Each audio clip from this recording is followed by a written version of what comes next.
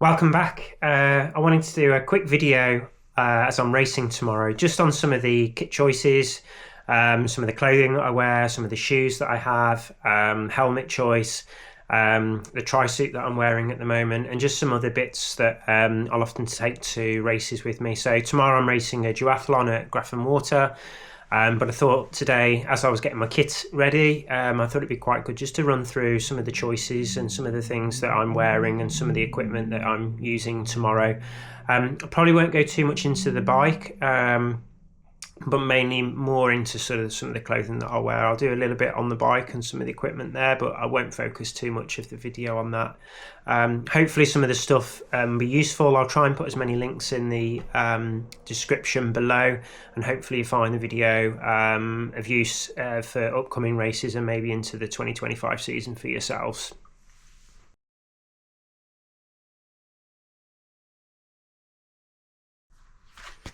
So thought I'd start with the shoes. So this year I'm wearing the Adidas Takemu, I think it is Takemu Senior 9. So this is an Adizero range as well. So it does have the carbon plate. Last year I was running in the Alphafly. To be fair, I didn't actually rate them too much. Great shoe to wear, but they didn't last too long after a few races. Had a hole in the toe, and also the bottom sole was starting to wear as well, so I didn't really rate them too much.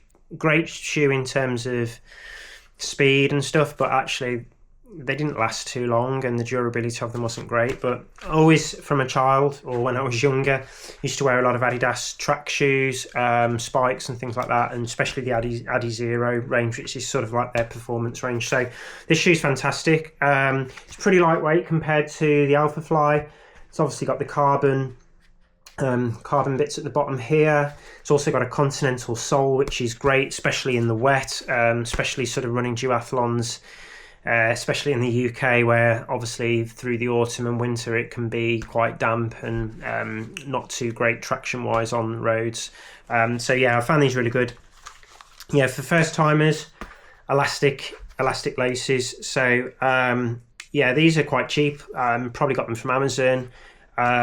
Sometimes quite difficult. I don't know what people are like with their from a fashion sense or a style sense, but trying to find, sometimes when you've got shoes that are multicolored, quite unusual colors, trying to find elastic laces that actually fit color wise can sometimes be a challenge. But luckily, yeah, these with the orange sort of orange branding, obviously we've got the white stripes, so a nice elastic white lace is really good here. So quite long laces, so I tend to just tie these up. You could probably cut them down and probably just put a match to the end of them or burn the end to stop them from fraying, but I find if I just do a few double knots, they're pretty good.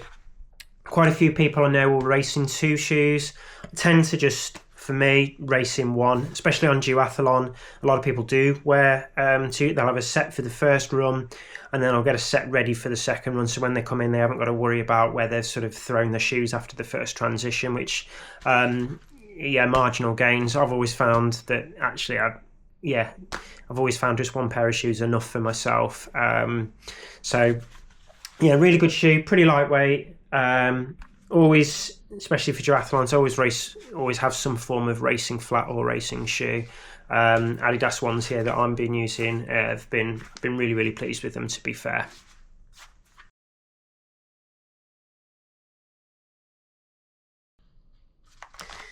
And alongside that, the Adidas shoe, unfortunately, I do find they tend to rub weirdly just on the top of my foot, on the top of the ankle. But I just generally put a Compeed on, just wrap that around the top, and it's absolutely fine. So weirdly, it only does it on the one shoe. Everything, I don't get any blisters, no other issues, but generally just pack a set of Compeed, and I'll just wear them on race day, and generally that sort of keeps any sort of blistering off. But always good to have a pair of those with you. You might be all right in terms of shoes that you wear. A lot of the time people will get rubbing around the back of the heel, but Compeed, really good much better than plasters. They're sort of like a second skin, to be honest. Back in my track days, I remember doing some sessions indoor at Birmingham Indoor Arena and getting some pretty bad blisters on wearing the track spikes on quite a hard sort of surface when you're running indoor.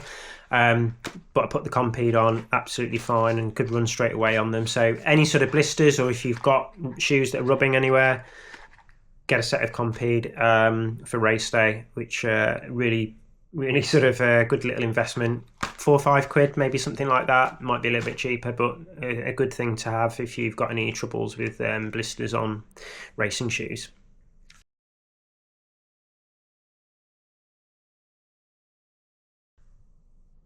Then the second shoe item I have is the Sidi Tri shoe. So I've had a few triathlon shoes. This one I've been wearing now for a few seasons. Has the 2 straps, carbon sole, little pulley at the back just to make sure that you can get the shoes on properly when you're coming out of transition. So as you can see, it's a little bit worn around the edges here, just scuffing from actually when I'm coming off the bike and leaving the shoes in on the end of the bike leg. But really nice shoe. Like I said, a carbon plate as well. So I've had a few Shimano shoes in the past, but I found the Sidi really nice, really comfortable. I used to wear these for a lot of road riding as well. I still wear them for sort of the time trial races I do. I think having the carbon plate makes a big difference. If you can afford it and you can upgrade from a cheaper shoe that's just got a plastic plate, having the sort of the carbon sole really helps just in terms of rigidity and getting that power transfer through. I actually, inside of these, have the Sidi insoles. So last year I went to Matt Bottrell for a bike fit.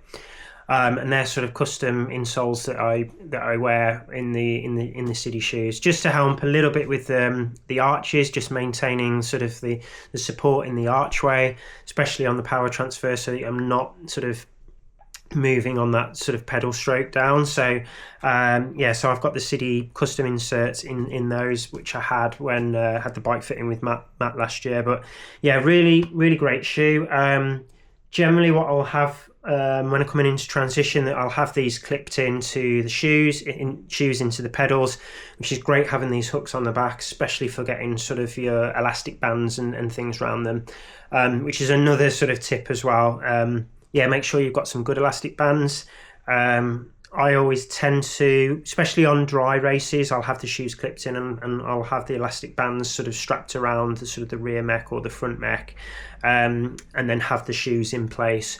I'll probably do a video on that at some point. Can be a bit tricky. I run a 1x setup as well, which makes it a little bit more difficult trying to find somewhere to put the elastic bands when I'm coming out of transition. But yeah, beauty is, I mean, the shoes do open pretty wide, easy to get in, and a quick close in the strap. So that's the beauty for anyone that's starting out, having sort of Velcro straps as opposed to any sort of mechanical sort of closing system. The Velcro straps are really good, and like I said, I've had these for a few years and the Velcro is still pretty good. So I've been really pleased with them. Also breathability. They're pretty good for triathlons as well. There's a lot of holes and a lot of stuff, so helps sort of, I suppose, get that water if you've got some water in your feet and those sorts of things. So a lot of people might put talcum powder into the shoe as well. So when you're coming out of transition on a swim, you can get into the shoes a bit quicker. But really good shoe. Been really pleased with them. They're probably, I think, in around 150 quid now, something like that. I'll probably put a couple of links below. But yeah, decent triathlon shoe. Makes all the difference, especially in trying to get those transitions really quick. So that's another good recommendation there in terms of shoes alongside the Adidas for the run sections.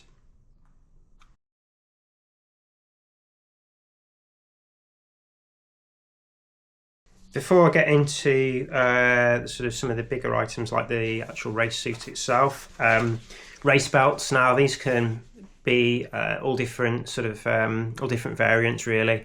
I've started wearing the no pins race belt. I purchased this a couple of years ago now. I was wearing it a lot for sort of TT sessions and things, or time trial races as well. So generally comes with just an elasticated waistband. So when you order it, you sort of have to put in your waist, and then it'll just come with a big sort of plastic pocket. Idea being then that you actually insert your number into the pocket where my hand is here, and then you sort of can race with it. Yeah, so you have to step into these, but I've been wearing this now for a few years. Drag wise, supposed to be a lot better in terms of saving a couple of watts. I'm not sure exactly what the numbers are, but really great piece of kit, really comfortable. I think just having the band as well. I think they do a version that does come, or you can have a version which will come with places to put your energy gels as well. I haven't on this particular belt, but it's really good as well. I think if it's a really wet race, it'll keep the number pretty dry.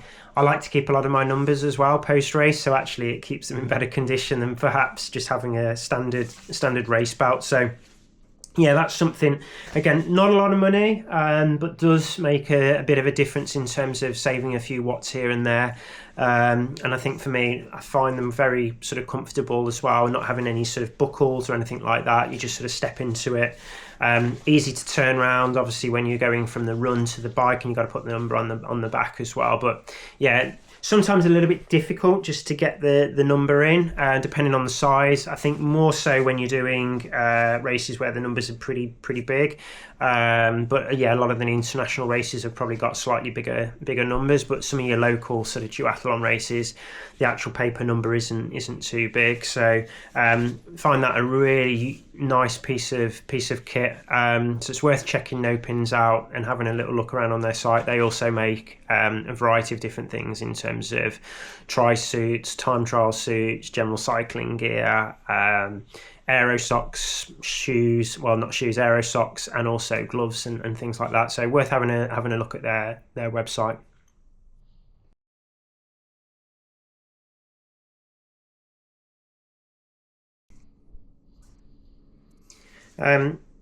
Something I had as a Christmas present, I think it was last year, was some calf guards. So these are Rule 28 calf guards. Again, not too expensive piece of kit.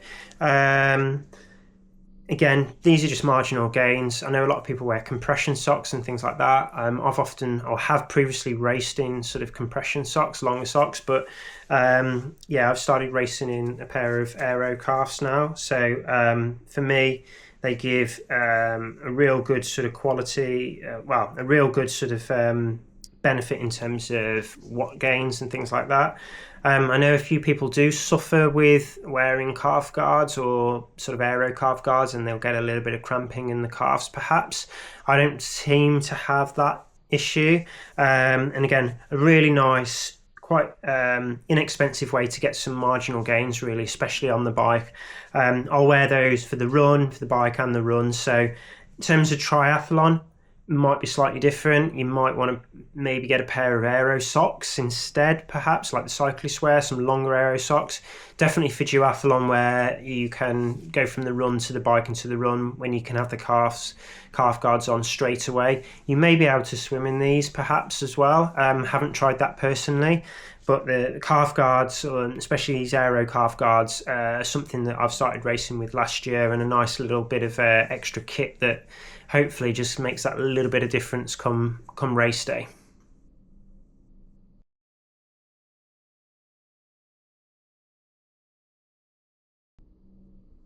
And then probably one of the most important pieces of kit is the tri-suit itself. So this year I'm wearing a hub kit, mainly because the club that I race with, Western Tempo, it's one of the kits that they've had or ordered and that they wear. So I've been wearing this now last season and this season.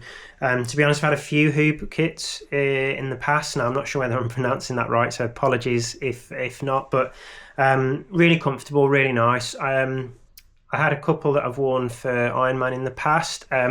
Generally, I've been wearing sort of sleeved version. I mean, even with the age group GB kits now that I'm wearing, tend to have a bit of a sleeved version. This model from Hoob has a really nice sort of light aero sort of texture down here. So you can see the lines here, which are all to help with aerodynamics. It's got a couple of pockets in the back, so quite nice in terms of, can be a little bit difficult in terms of getting gels out sometimes, but they've got a little flap over the top here, and then you can get your gels. So normally I'll put a gel into the back there, and it's got sort of two pockets on the back. And then the zip at the front pretty much goes down to your belly button. So on a hot race day, you can probably just get a little bit of extra air into that. In terms of, I suppose, for people that are new to triathlons or duathlons, the padding on this is pretty thin, to be fair, but I've never had many issues in terms of discomfort on the bike or anything like that with the padding. And obviously you need it a little bit less than what you would have on your cycling shorts, mainly because you've got to get off and you've got to actually run in these suits as well. So, but generally I found that the Hoob sort of padding for myself is pretty good. I wear a small. I'm pretty tall, to be fair. I'm 6 foot. I probably weigh about 65 kilograms, so I'm quite light, quite slender. But I find the small version actually fits really well. It gives me enough coverage down the arms, and it doesn't feel sort of too short in the torso or anything like that. So probably could get away with a medium, but I find the nice tight fitting element of the small fits perfect, to be fair, and pretty comfortable. Like I said, for a hour 52 hour race, I've not had any issues wearing that at all. So yeah, I think a lot of these kits, they're not cheap. It's always good to just have a look around at last season's colours, seeing what you can find. I think you could probably pick up some suits now a much reasonable price if you have a look at last season's. I know Hoob do some Black Friday deals. They have some ex-demo stuff as well, I know, with wetsuits and things like that. So it's always worth just checking out on their site what stuff they've got going in the sale. So have a good look around on the site and see what deals you can find.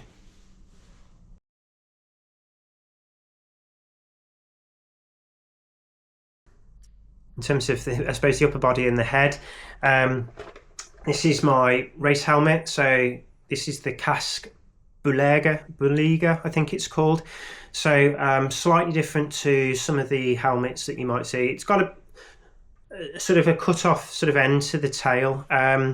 So for those of you that perhaps are wondering why some cyclists might wear a longer helmet, some are shorter, I think what you find with the shorter helmets, especially if you're dipping your head on the bike, you're not sort of putting a long tail up into the air. Also, if you've got a bit of left and right movement on the helmet as well, the tail of the helmet then isn't causing much resistance. So if you can see, if I'm moving left and right, you can't see too much of the tail of the helmet. So yeah, so this is I've worn this now for a couple of years. This was recommended by Matt Bottrell again when I had my bike fit. Had a few different helmets in the past, but this one seems to be really nice. One of the upgrades that you can get, at the moment I'm just running the standard visor, but they actually have a visor that's got some fairings on the bottom section here, which is really good in terms of, I think, another 2 to 3 watts that I think you can save from that. I think those visors there are probably about 150 quid, so it's a bit of an investment to be made. But yeah, really pleased with that helmet. I generally wear or generally been racing with the clear transparent, like the sort of the clear lens. They do a sort of mirrored version, and I think they do a bit of a yellow tinted version as well. I wear a size medium. They pretty much come up as standard sort of sizes. Ventilation wise, there's a few, about 6 vents at the front. Tend to find with an hour race, it's pretty okay, not much discomfort, and it tends to be okay. I do have occasionally some issues with steaming up of the visors. Now I've lost a couple of visors through a few races over the last sort of 12 months, mainly because they're just getting steamed up on a sort of a more cold day. So what I tend to do, or will be doing moving forward, is if it's raining, a little bit misty or anything like that, probably won't race with the visor in.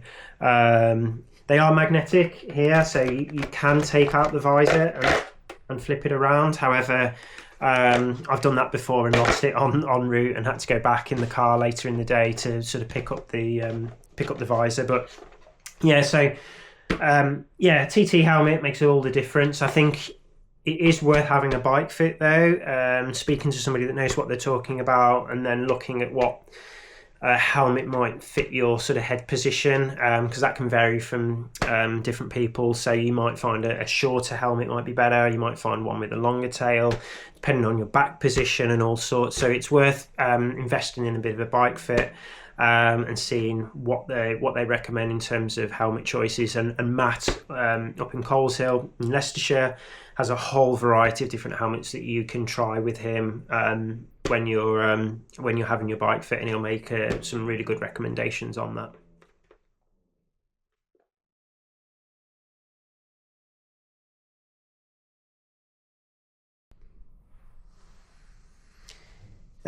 For UK weather, especially sort of come October, November, and some of the races actually through the winter, I've got a bit of a thermal top that I wear underneath my tri-suit. So this is by a company called Huxon, who I'm a brand ambassador of, and then I'll just wear this generally underneath my tri-suit. So really good, especially someone that don't have a lot of body fat, which is great in some senses, especially on the hills and things like that. But actually in the winter, on cooler days, I actually find it quite difficult to keep the heat in, and it can affect my performance quite a bit. So actually having something like this undergarment to sort of help in terms of just keep that core body temperature up is really useful. And I think the challenge with duathlons, especially when you're riding through our sort of autumn winter time, is that you especially over the standard distance, you're kicking off with a sort of 6 mile 10k run.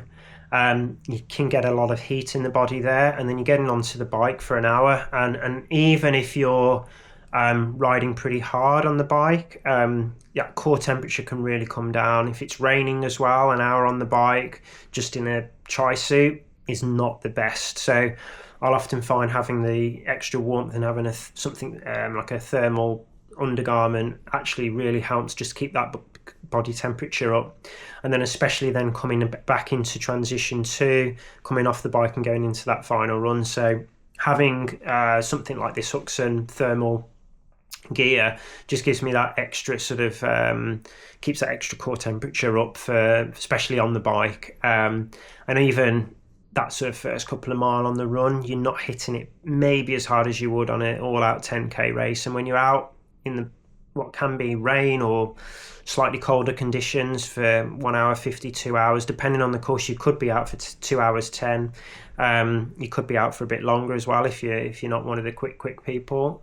So it's always good just to have that extra layer. And I think I've seen people wearing jackets and things like that, which is good just to keep that weather off you. But in terms of the drag and everything that you're having when you're wearing some form of waterproof, rather than maybe something that's more like a skin suit or a thermal layer that's actually aerodynamically pretty good as well.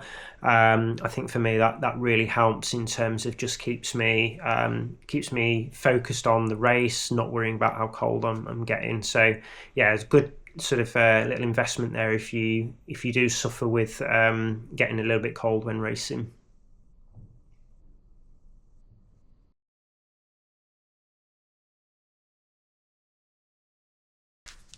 And then also, finally, not in terms of clothing, but just in terms of nutrition, I use Talk Gels. So these are sort of vegan-based brand as well, which is really nice. I'll normally have 2 or 3 gels, and then I've also, for tomorrow's race, we've got a sachet of the energy drink as well. So I'll put that into my aero bottle on the bike. I probably tend to have a gel at the start of the race or 5-10 minutes before kicking off, and then try to take another gel just as I'm coming in on the bike, or coming in ready for the second transit, or the first transition ready for the bike. So about 5 miles into the run, 5.5 miles, I'll generally get the gel out and have a gel then running into transition, and then look to try to drink as much of my energy drink during the bike stage. Something I need to look at a little bit more in terms of how many gels and how much carbs I need to be taking. Something I really need to work on into the 2025 season. I don't think I've got that properly nailed yet. Again, with Talk, I am a brand ambassador for Talk, so I might go up and see them probably over the winter, just have a bit of a conversation with them. They've got a consultancy element to their business, so probably go up and just have a chat and understand actually how much I need to be putting in. I think things like weather conditions, even if it's really cold or if it's really hot, can also have a variance on how much energy and how much carbs I need to be putting back into the body. But as a rule, I tend to have a gel start of the run, gel coming off, coming out of the first run as such, ready for the bike, and then I'll try and drink as much as I can on the bike, and possibly have a bit of a gel on the second run as well, just depends. So yeah, something I need to work out, but yeah, I think a recommendation is always just try and have a look at your nutrition, make sure you're fueling correctly, take into account the weather and things like that as well in terms of what that looks like. But it's worth really looking into that if you haven't. Like I said, it's something that I need to work on in this season and into next season, just to make sure that I am fueling appropriately during races. And then finally, for me, the old faithful bit of technology, the old Garmin watch. So I've had this probably about 7 years now, so I actually can't remember what the model number of this is, so I'll put that down in the description. But this is a tri-specific watch, so has a duathlon setting on it, so that means I can set it up for sort of the bike, can give me my splits then, which is fantastic. I think having the Garmin is actually really useful for me. I can track my sleep as well, make sure that my heartbeat in the morning and resting heart rate overnight. I can see if there's any anomalies in that and see if there's any spikes, to see if I'm actually getting any illnesses and things like that. So the beauty about this Garmin one is as well, it actually I bought this one with the heart rate straps, so which gives you more data when you're running in terms of your leg, your stride length and things like that, and your balance and all sorts. But also then comes with a specific strap for when you're doing sessions in the pool as well, which is a slightly thicker strap, so to stop it from slipping. But yeah, so the heart rate monitor as well I'll use if I'm doing any swim sessions in the lake as well, which is really useful because it picks up the heart rate a little bit better than on the wrist in that sense. But yeah, really useful, I think, especially for racing, more so on the run itself, just having your splits and having those sorts of things. I actually do have a Garmin bike computer as well, so although I'll take the splits, all of the splits on my Garmin watch when I'm racing, I'll also have the Garmin bike computer as well, which will take all my actual power and stuff from my power meter on the bike. So post race, I'll normally delete the sort of the bike metrics from the watch, which gets uploaded, and I'll use the sort of data off the bike. And also having the computer on the bike as well, it's just a little bit easier to monitor my power, distance, and helps me sort of pace judge and stuff during the race. So, but between those two, it's really useful having that technology and having that input during the race as well, just to make sure that I'm not spending too much energy too early and things like that. So.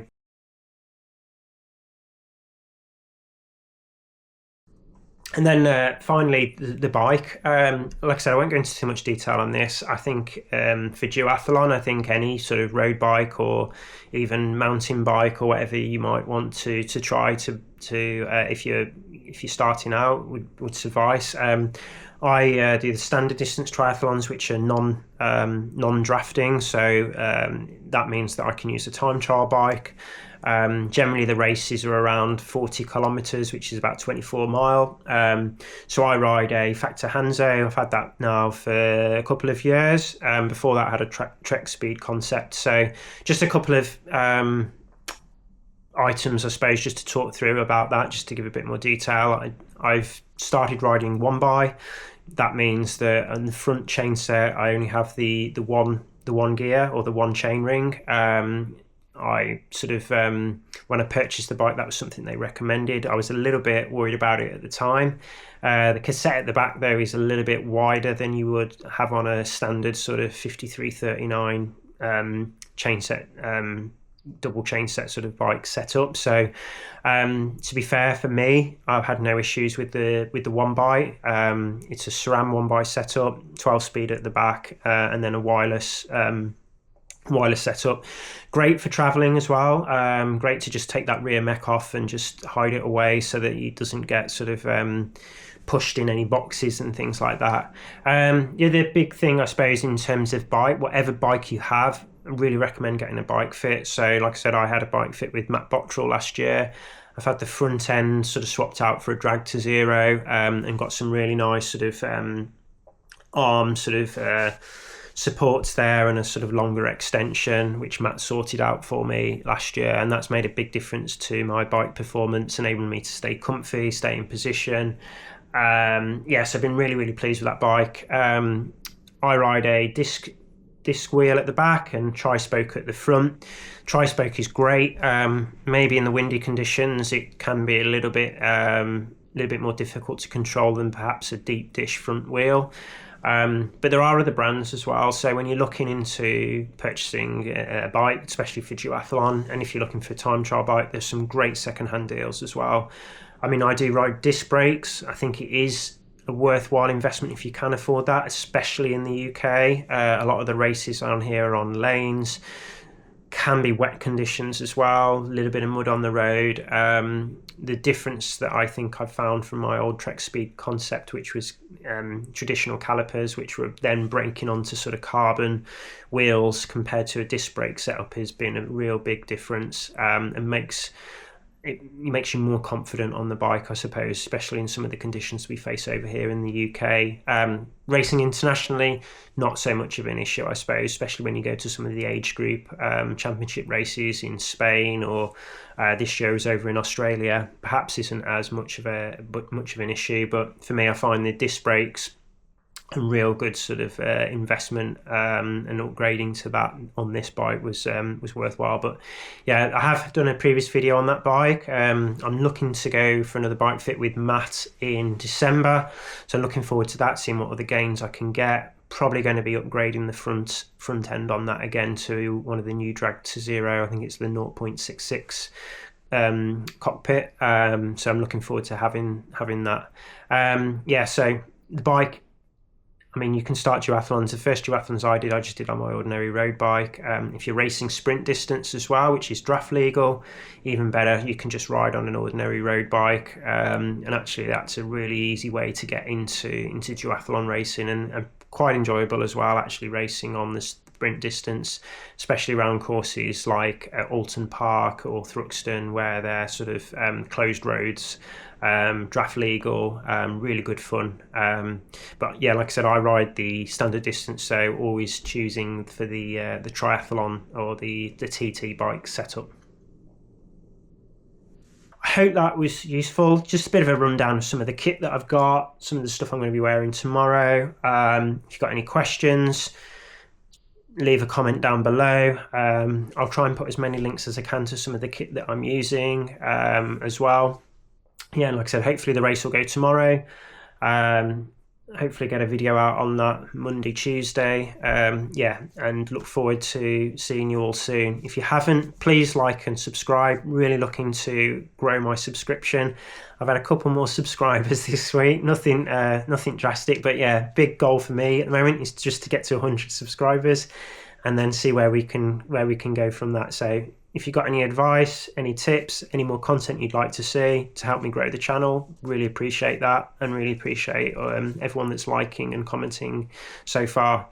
Thanks a lot, and see you all soon.